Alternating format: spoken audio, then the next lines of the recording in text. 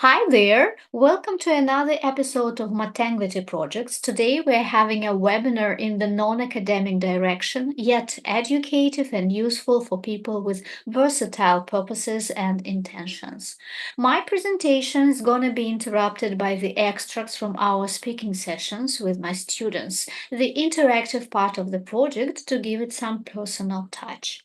Now we're going to talk about words of wisdom, the words of the wise, folk language, you name it. That is the most enigmatic area in a language, proverbs and sayings. We hear proverbs and sayings from early childhood, first from parents and grandparents, and then from teachers and colleagues. Growing older and wiser, we share them with the youngsters in turn. Through that, proverbs and sayings are passed down from generation to generation and remain a significant part of language and culture. To give you the better understanding of the topic and the taste of it, so to say, I'll show you some slides from the seminar presenting the most common English proverbs and the video extract from the quiz, which, to be honest, turned out to be rather challenging. So, guys, are you ready for a short quiz on words of wisdom? It's interesting, guys. We're not going to translate. We are going to complete. There will be one word missing. It's very nice, guys. I like it so much. Ready? Yeah, of course. Fortune favors Ой. the brave. The Fortune brave, yes. favors the brave. Yep. A station time saves Saves money. 9. Nine. Okay. Misery loves Uh, company. Misery loves the company. Да. Разделенное горе, это которое, да? Разделенное горе становится, как это, беда любит компанию. Или беда не приходит одна. It depends. Yes, it depends. It can be, again, translated in different ways. Yeah. There are plenty more fish. Написано Ой, без рифма. поэтому пишешь in ocean or Нет, другое. mm, На нем свет in the клином pot. не сошелся. Эндрю. Mm. In the sea. In the sea, in the pot. In the sea. I In said the in the pot. Yeah, okay.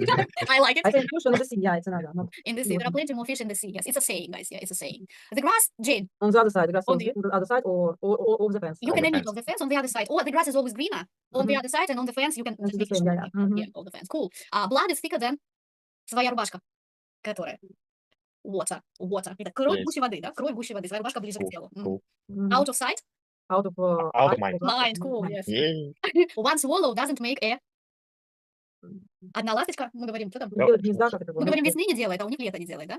Make a summer. Like one swallow one doesn't make a swallow. summer. Yeah, we have some differences here. There is no bad weather. There are bad Close. But, clothes, Andrew. Clothes. Yeah. Bingo. Okay. Oh. A drowning man will clutch at a straw. Straw that cannot obey, cannot command. Don't put all your eggs in one ну, корзина, yes, basket. basket. Cool. Basket, yeah. Yeah. The leopard cannot change its Appearance.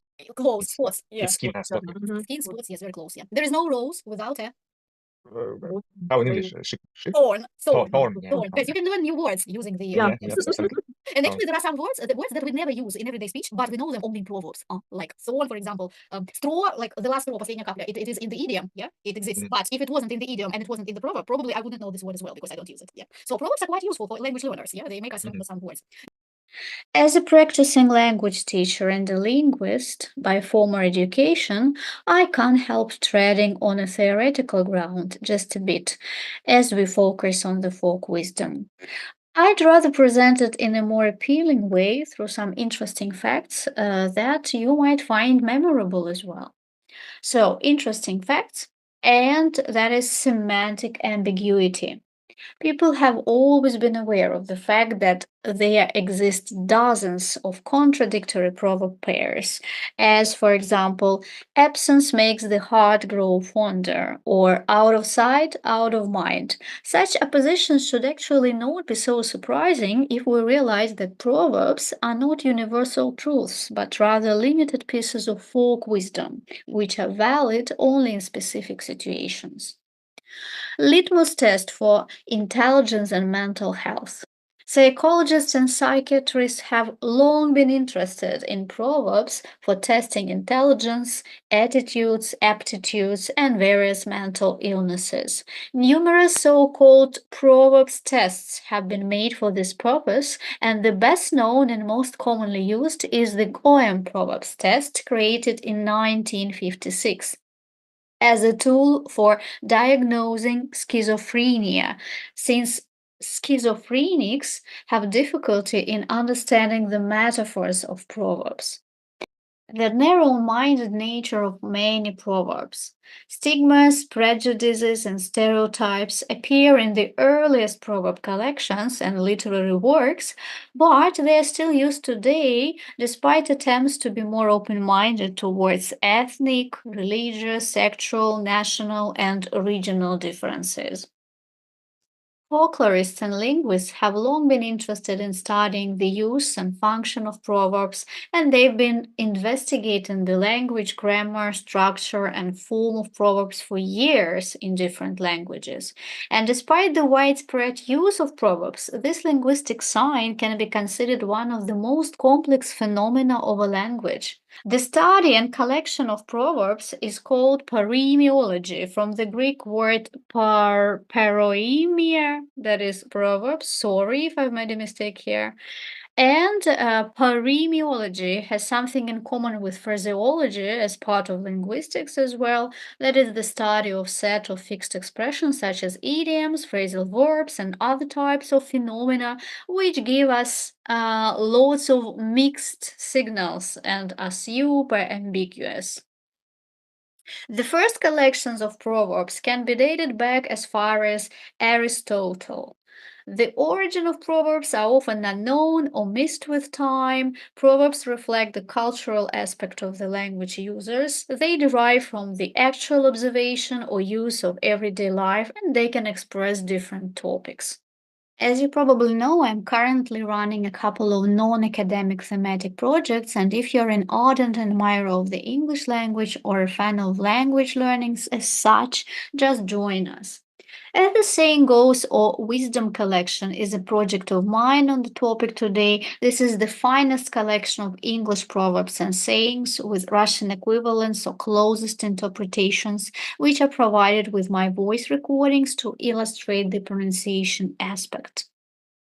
I've been making cards with an English proverb or a common saying in English on the daily basis for over half a year. That was done with my students' approval and, of course, some inputs at times, since I do need to consult other Russians as native speakers like me for some kind of unanimous opinion on some tricky messages. All in all, we've gathered about 160 lines and discovered lots of wonders and peculiarities, and we can share some of these findings with you as well. We recently had a Zoom meetup with the graduates of the project, and at this live speaking session, we discussed both English and Russian proverbs. We talked through the keynotes and concerns on the subject, did a couple of language quizzes and brainstorming tasks. During this webinar, I am sharing with you some of our best moments of fun as well as language hardships. In spite of the fact that for 6 months we've been active participants of the project, it is still rather hard to collect all thoughts together and recall all those beautiful cards from Telegram channel. Here is a video insertion from the session where my students and me share our favorite pieces of wisdom. Mine are as follows. They're from the channel as well, and to make it even more engaging, I also got my students discuss them and comment on their practical value and popularity. And guys, what are your favorite English proverbs? Have you got your favorites? You know my favorite proverbs. Jane. We use it. I use it often. The grass is always greener on the other side. Yeah. Yep. Stop comparing. Yeah, love what you have. First of all, I like an apple a day keeps the doctor away. Honesty is the best policy. I think this advice fits everyone. Yep. Yeah. You sleep better. Yeah. And the last one, the early bird catches the worm. Yeah. You have benefits of being early. Just because our world set for early birds. Yeah. I would like to add some proverbs from your channel. I Yeah. think it's Thank you, very useful, especially in family between husband and wife. Kind words will unlock an iron door. It seems that defining proverbs is not an easy matter, despite these vast collections of words of wisdom. We also did some chatting on that with my students and noted down the following key features that help us with the definition of this language phenomenon. Proverbs are short and simple sayings, popularly known and repeated, which express a truth based on common sense or the practical experience of humanity. They are traditional sayings which offer advice or present a moral in a brief and simple manner. The brightest and the most evident characteristics are that proverbs are short and always to the point, memorable and therefore popular, and most proverbs exhibit simple rhyme and elegant balance. This is what makes proverbs so attractive, especially for language learners and lovers of linguistic depths like us. The eternal wisdom and versatile contexts make proverbs and sayings so widespread and loved by all of us. Proverbs are often metaphorical, which brings us to the next discussion point here. Comprehension and interpretation of proverbs. Proverbs are generally more difficult to comprehend than idioms and other types of figurative language. As a glaring example of language difficulties here, we discussed a humorous sketch show extract where a Russian businessman is giving a negotiation session with a foreign partner using only Russian proverbs and specific Russian realia, which makes the translation process for the interpreter a complete nightmare. I guess the term lost in translation fits in here perfectly. During our discussion with the participants, we came to the conclusion that that's a dangerous trap we can fall into when we use proverbs and sayings. First, out of the context, and second, in the inappropriate social environment. In a word, we have to avoid at all costs the sayings containing specific images and expressions, sorts of figurative language tools to be translated word by word if we deal with non-natives, and this is the area for concern in international business and cross-cultural communication, where I'd recommend to stick to some safe options. To demonstrate possible pitfalls, we made an experiment with a common Russian saying that's on the screen and tried our varied techniques, both literal translation, that is word for word, and other interpretation strategies like explaining the message through paraphrasing and giving extra definitions, or searching for possible equivalents in English as the language of international communication. That was fun, and here is an extract from our chatting. Guys, and do you think that someone like Timur Batrudinov, as the business partner, that he will be able to understand that if we use word by word translation, or you would interpret that to a foreigner in another form? We don't have to use the technique word by word. That's because we saw in this video. That was word by It's word tough. translation. It's tough, yeah. Or you can just give the explanation. Jane, how would you give the explanation, not using the words, just the message, explain the message? I think it's the wisest way, especially in business situations. Jane. It depends on the interpreter, and for me in these roles, I can interpret it like that. If you absolutely love people, you sincerely love, yeah, all problems are solved. Yes, I like that. Yes. In this situation, yeah. And yes, it's better to give the interpretation and maybe draw analogies. If it's not possible, like something that Andrew suggested, then you just explain that the way that Jane used in the last thought. It could sound toxic, offensive, and it can actually destroy the communication. So it's really the area of concern. So guys, be careful with that. And on the other hand, if people speaking Russian make mistakes, and they misinterpret our Russian proverbs, you can also give them the helping hand and guide them a little bit. Key functions and the importance for language learners. Proverbs are useful tools for expressing our needs for communication. They are indispensable techniques of language to express and share our knowledge, feelings, attitudes, responses, beliefs, reactions, and such like. When studying a foreign language, knowing some bare minimum of proverbs and sayings is not only helpful for better understanding and communication efficiency, but also shows your educational and cultural level. Getting proverbs right is crucial if you want to get a better understanding of the foreign environment and culture, as well as the historical heritage of the language speakers. It's highly unlikely that we can learn all words of wisdom, even natives are sometimes at a loss, but the most famous proverbs and sayings commonly used in the everyday life, that is a must. Besides, adding these proverbs to your everyday speech will make it livelier and more eloquent, and as a result, you'll make a huge impact on your partner. These expressions will help you sound more like a native speaker if you are fluent enough, and this is your goal as a language learner, of course. As you know, in our channel, I posted common English proverbs, and we came up with the similar Russian proverbs or other forms of their interpretation in Russian. And during the meetup, we also tried to pull the stunt in reverse. We interpreted some proverbs from Russian into English with the emphasis on the Russian mindset, which gives us the right view of the Russian way of thinking and shows how folk wisdom is reflected in our culture. That's quite insightful at times.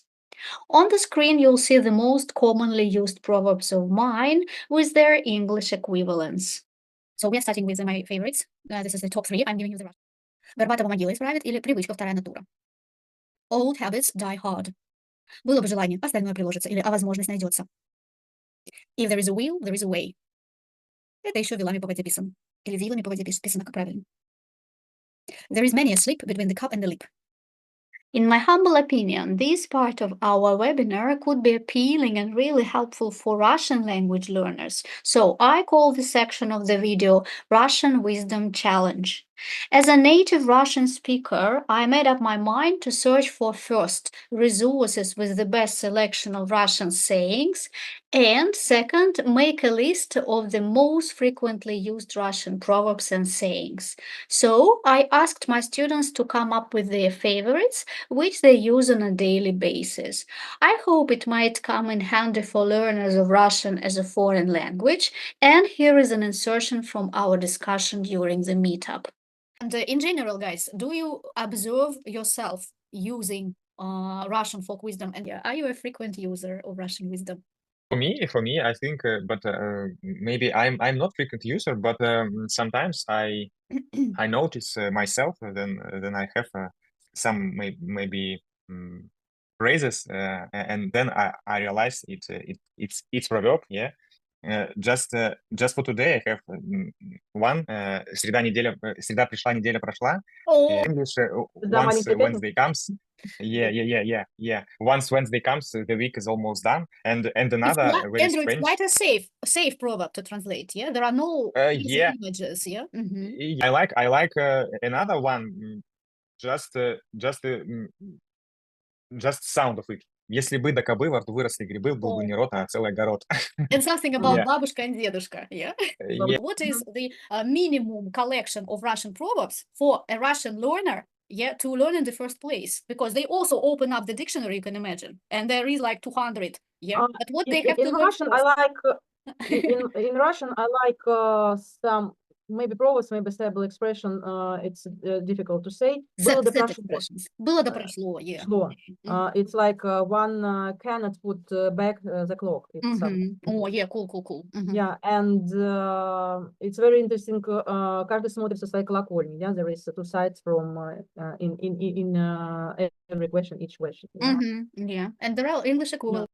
As a final touch to my projects on proverbs and sayings and to challenge the graduates, I made a quiz and called it Russian Wisdom Challenge as well, which can serve anyone as a brainstorming session, tricky and puzzling. Here is an extract from the quiz where you are supposed to come up with the closest English variation from the cards on the channel. Russian Wisdom Challenge. So the task is the same. We translate into English using the closest equivalent.